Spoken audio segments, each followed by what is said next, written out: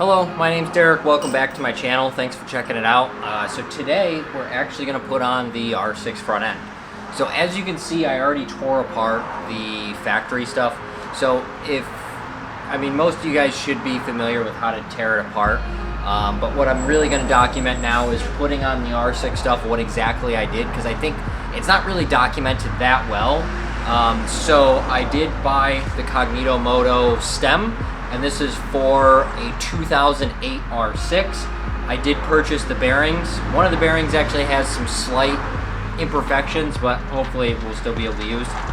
When I pressed it all together, I used one of the spacers and the thicker of the two. It comes with two. There's one that's a little bit thinner and one that's thicker. From one of the videos I saw online, it looked like someone else with a very similar R6 front end also used the thick spacer. So I'm going to do the same here. I'm also going to go through and clean out the stem, get all of the little bearings out, and then hopefully we'll get this thing start going together and see how it looks. Alright guys, from an initial inspection, the bearing in the bottom is actually pushed quite a ways up in. So that will probably need to come out. I'm just going to double check in just a minute. But the top one definitely needs to come out because it is right at the very top, and it actually looks like it's a little bit cockeyed. So let's go ahead and we'll punch the top one out, punch the bottom one out, and then we'll get the new stem right back up in there. I forgot to film it, but I punched the bottom one out. My punches are literally just about as long as this, so we're gonna go ahead and try and punch out the top one now.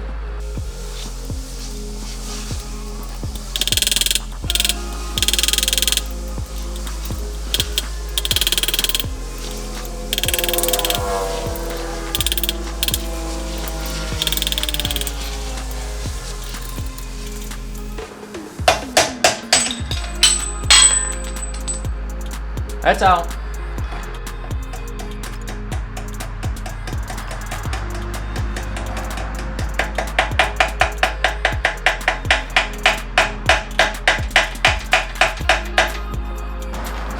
Alright, so that one's definitely in there. It actually sits a little bit more proud of the surface than the old one did. The bottom one, it doesn't seat in right directly on the edge, so I can't really hammer it in. So I'm trying to find the best way to go about doing it. And I might take just a punch and go around it. My other thought was to take the old race that was in there and try and use that to punch it up in. But I'm concerned that when I go to do that, it's also going to press it in as well. So I'm going to first start off with the punch, see how that goes, and then we'll switch if need be.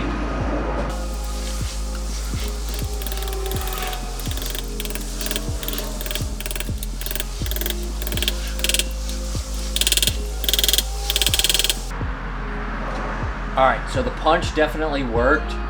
Just a note of caution as you're doing that, you don't want to slide up onto the race because that could obviously ruin the steering feel. So if you do it like this, just make sure you're very careful. And instead of just going all the way around, I just kind of did almost like a directional. I did north, then south, west, east, and just kind of made my way around it kind of like that. So it's definitely seated, you can tell from the sound.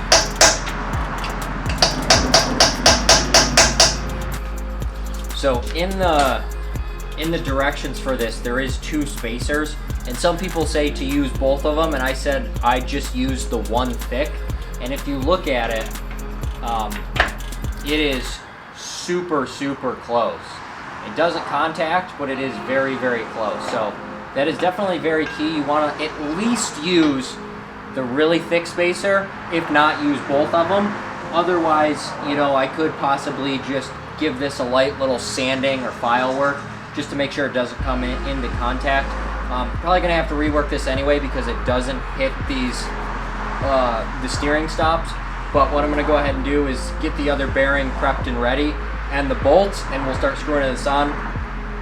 I'm not packing these with grease quite yet, just because I'm going to have to disassemble this anyway to paint the frame and everything, and I don't necessarily want to deal with, having everything covered in grease, but I'll just know that I do need to take it all apart and grease all the bearings.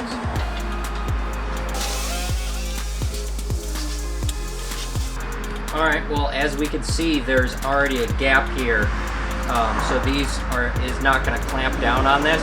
So I'm going to have to stack up a couple spacers here already.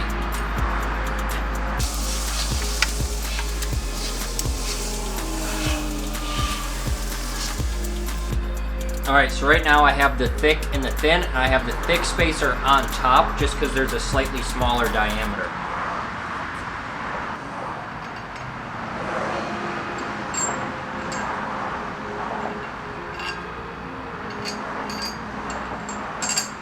Alright, so you definitely need on the top a thick and a thin, but that's only if you're using the thin at the one thick at the bottom. If you do a thick and a thin at the bottom, you would only have to do a thick at the top.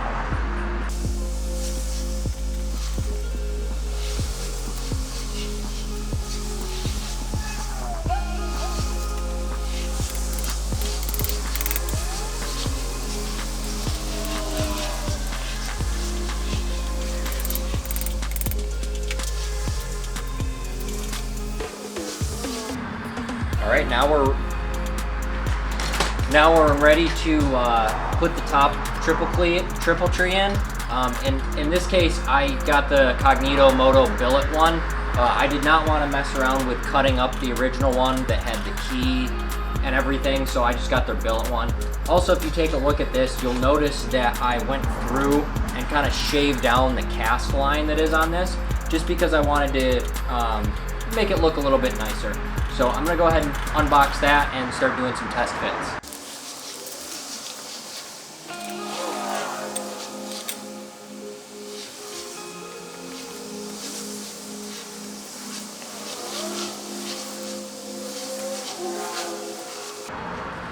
Yeah, I just kind of thought that this gap here looks a little strange.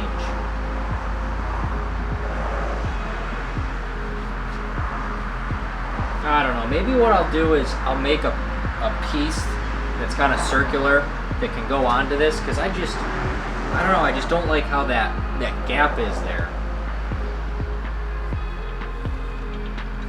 Yeah, I guess we'll figure it out. So in this case, I'm going to leave this one loose up at the top, just because we don't have any of the forks going in yet. So I'm going to go ahead and get the actual front end and start trying to get it up in here. So this is Cognito Moto's special clamp for the forks, so you don't have to have the slot in it. So just make sure that you put them in and back them out quite a bit so that the forks slide up in there really nice.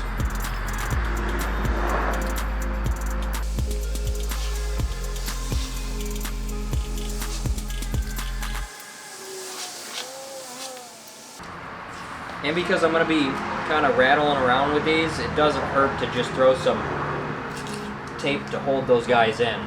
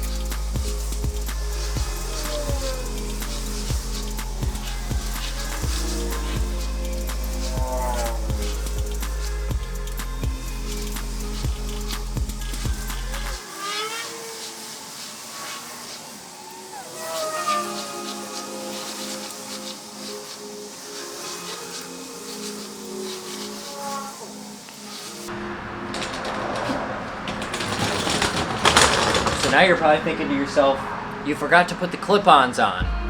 Actually, in this case, I'm going to run Renthal Bars because I think it's going to be more comfortable, more on the scrambler brat style. But yeah, I have the bars, and I have the Cognito Moto Riser that has the Motoscope Mini, I believe it is, option for the display. So I'll show that to you once I get it all on.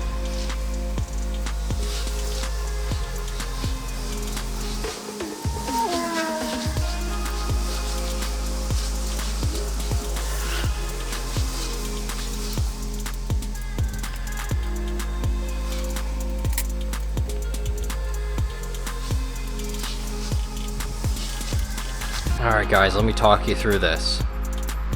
Does it not look so good? The front end, don't worry about the cable, because that's going to be obviously changed. But what you can see is I went with the Motoscope Mini riser from Cognito Moto. But the thing that's different about this is that typically when they sell this, it has the Motoscope Mini and then that little thing underneath it that shows you like your lights indicator. I didn't want to buy that. I don't personally like it, so I asked them to just give me the gauge for the Motoscope Mini. So that's what that looks like. I'm so happy with how it turned out. These are Renthal, basically street bars, and they are, I think, the medium height pullback, and they're all black. This front master cylinder is from an F4i CBR 600. The reason why I went with this and not an R6 master cylinder is because the R6 master cylinder has the reservoir that kind of sits up. I think those look really ugly. I don't like them. And the CBR 600s came with dual piston rotors, or dual piston calipers. So, or is it dual piston? There's dual calipers on the bike. I don't know if they're 4 piston or 2, but this should be enough to stop it. And it's got a nice brake switch, and this is really nice and tight. I like how it feels. And there's some other people who did this on a Virago as well, so hopefully it's got enough stopping force to use it. And then I went with the same model F4i clutch lever as well, just because down the road when I get different levers for it, they will at least be a matching set. So you can see I used the Cognito Moto billet upper because I didn't want to reuse the stock piece. I think it looks much cleaner. You can also see the bolt back here. That's how you tighten it up, and frankly it just looks really good. Actually, I forgot to tighten that, so I'm gonna have to tighten that. Hopefully I don't have to take that all back off. But yeah, you can see what this thing looks like. It looks so good. As you can see, the back end sits so much higher. So once I get it on the ground, it will give me definitely a better idea of what the stance is going to look like. But already it looks miles better than what it was.